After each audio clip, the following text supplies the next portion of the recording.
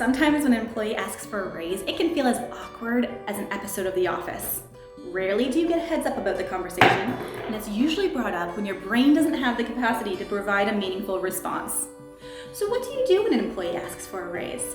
Hi, I'm Laura Tolhook, owner of Essential HR. I've worked with some of the biggest players in the restaurant, retail, and hospitality world. And now with my team of HR rock stars, I work with dozens of small businesses to offer practical guidance and hands-on support, navigating employee issues and creating solid practices. So when an employee asks for a raise, there's a few things you can do. Number one, ensure you have a compensation structure. Having the appropriate compensation structures in place is crucial so you can justify your decision to give a raise or not. These salary bands provide a base, a midpoint, and a maximum salary for each wage bracket. Each job is assigned a pay band so you know the minimum and maximum that an employee can be paid for a given position. These pay bands should be rooted in market data as well as the compensation position of the organization. Do you lead the market? Are you right in line? Or are you lagging behind?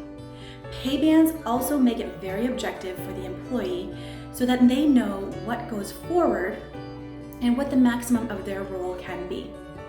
You will need to review your pay bands periodically to ensure they're in line with changing market data and to make changes if job responsibilities and job descriptions have changed.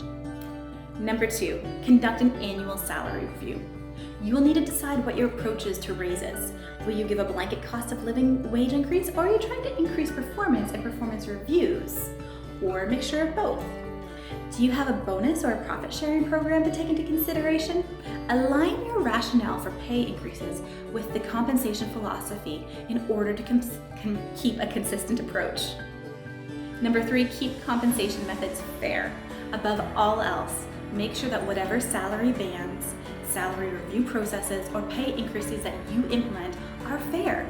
The more communication you have about how and when of your compensation policy, the less likely you are to have employees feeling that there's favoritism or, opposingly, inadvertently provide one group of employees a discriminatory pay advantage over another.